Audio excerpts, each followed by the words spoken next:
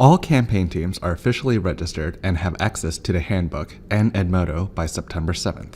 If you do not have either of these materials, please ask your adult leader or your mentor. We suggest having 7 to 10 people in your campaign team. To recruit additional members and to select campaign team roles, use the Build Your Own Campaign Team and Own Your Role worksheet.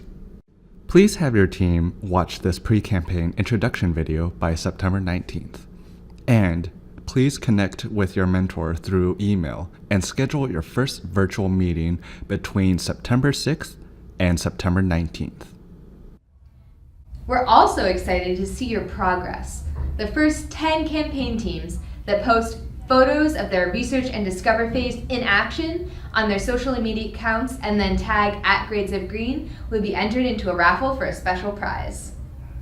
Now it's time to meet your pre-campaign expert, Brianna Pagan, a doctoral researcher at Ghent University's Laboratory of Hydrology and Water Management. Hi there, everyone, and welcome to our first expert webinar for Grades of Green's Fall 2018 Water Campaign. We are super excited to have our first expert, Brianna Pagan. She is a PhD candidate working at the Ghent University in Belgium, and she's working at the Laboratory of Hydrology and Water Management. And we're really excited to have her here to inspire you guys, our awesome students who are working to create change in your communities and to take action to solve some local water issues. So thanks so much for joining, Brianna. We're really excited to talk to you today. Yeah, thank you for the invitation. I'm really excited to talk with you. Yeah, so you touched on it a little bit, but I was born and raised in Southern California. I went to Cal State Long Beach and studied environmental science. I went on and started specializing in water resources engineering for my master's. And I started my PhD at UCLA, and now I'm finishing it here at Ghent University. But I've always had a passion for the environment. Obviously, it's a really broad field. And I decided to specialize in water because I found the situation in California, even in my own hometown, just to be really interesting. I grew up in the desert in California where we had an aqueduct running through town that brought water from hundreds of miles away. And I always thought the juxtaposition, the contrast between the natural desert landscape where there's very few plants, very brown, versus the more suburban areas where we had lush green lawns and pools and even golf courses, to just be really striking. So in my early research, I focused on climate change impacts to water resources over the Western United States. And in Western US, we receive rain mainly in the winter months. It's cold enough, it falls as snow and creates snowpack, which is sort of a natural reservoir in the state. And it holds the water until we need it in the hotter months for spring and summer. But with the changing climate, that's starting to look a lot different. We're receiving a lot less snow, and the snow is melting sooner, and this has huge implications on how we manage water. So that's really what got me interested. It happened to be during the last 2012 to 2015 drought, so it was really interesting to see sort of how these climate projections were sort of becoming real life on how we were trying to manage water in Southern California. Yeah, so we use something called global climate models. They're very, complex physical models where we're trying to represent all of the physics going on Earth, whether it's the oceans, the land, the atmosphere, trying to understand how they're all interacting so we can try to predict what climate is like. So climate is way different than weather, right? It could be 55 degrees here and cold and rainy and maybe 75 degrees tomorrow. That's weather. But climate in long term is much more stable, or at least it is in some parts of the world. So we use these elaborate models. Now we have bigger and bigger computers to try and improve, the different models, improve the physics to try to better understand climate. Cool. So you're really looking at climate and water and how they're related and how one affects the other. Can you think of, as a kid or when you were starting off your research, one moment when you were looking at your environment and you were just really inspired to work on drought issues? Yeah, I mean, one really big part was actually just going to college and really understanding where our water came from. Honestly, growing up, I had no idea. I just knew I lived in the desert, but we had water coming out of the tap, and water didn't seem to be an issue, even though I lived in the desert. It wasn't until I started, researching myself or going to classes and learning that, wow, we're actually taking water from all the way from Colorado, bringing it down here to basically water our lawns. And it seemed very, a silly thing to do. And that's what got me really interested or sort of ignited this passion of understanding water issues. Yeah, so that sounds like that's some really great advice for our campaign teams right now. If they're just starting off their research and starting to get to know their water, something that they can do right away is just do a little bit of research about where their water is actually coming from. And they can learn a lot about their water use and just about our water resources in general from doing some of that research.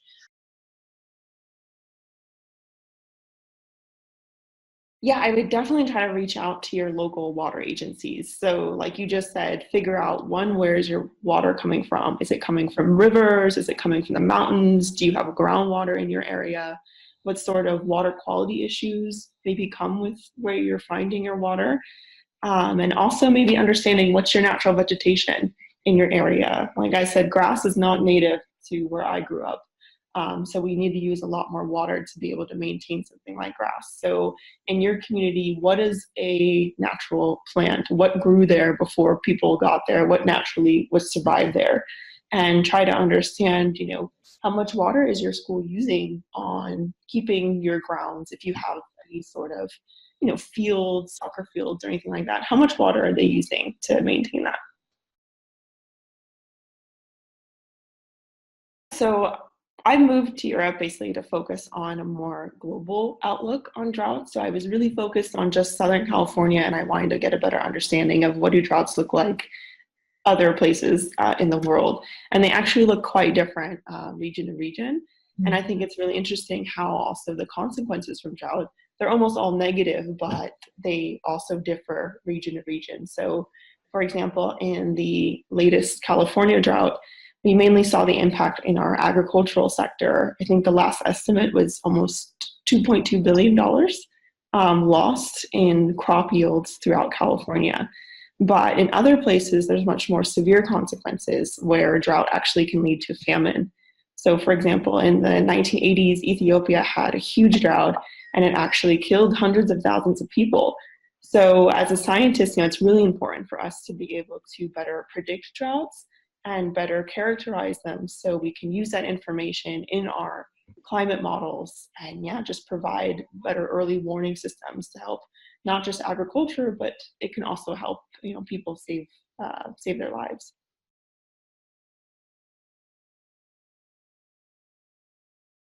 Yeah, so my specific project is, again, trying to improve our predictions of droughts, trying to predict droughts at a sooner rate. And how we do that is by using something called remote sensing. And a really simple definition of remote sensing is we are collecting data from energy that's reflected from Earth via satellites. So there's dozens of satellites orbiting the Earth, and we're constantly collecting different data from them. One example is that you can clearly see the color of plants from space. So generally speaking, if a plant is green, that means it's happy, right? No problems. But once a plant starts turning brown, or maybe it starts losing its leaves from either a lack of water, or maybe it's very hot or too cold, then we know, okay, chemical reactions going on. That's signaling to the plant that it's stressed out. And my research is basically trying to detect these chemical reactions from space remotely. And if we can do that, we can actually predict droughts and predict when a plant is stressed out much sooner. And obviously that would give us great information to give to farmers or, water managers in big cities throughout places like California, New York. But also the huge advantage of using satellites is it's on a global scale. Really, that's so cool. So it's literally looking at the earth from, from such a distance and being able to see how water is interacting and how droughts are happening on a global scale. But it's also coming from something so small, which is individual plants and how they're doing. That's so cool.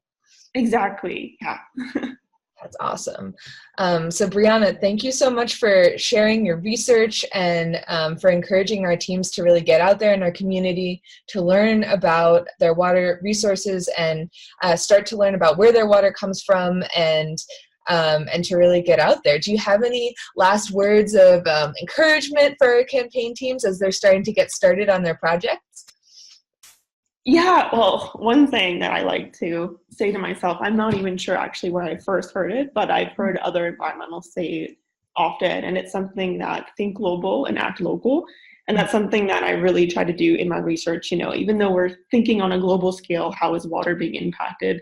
Really the change happens locally. So even though you can learn and appreciate what's going on in other regions in the world, it's super important to understand what's going on, in your own cities and your own town.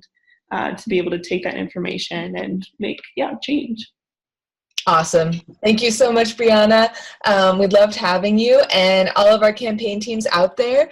You'll have the opportunity to send your mentor any questions that you have from Brianna about, her research or her passion for the environment or how you can take action at home.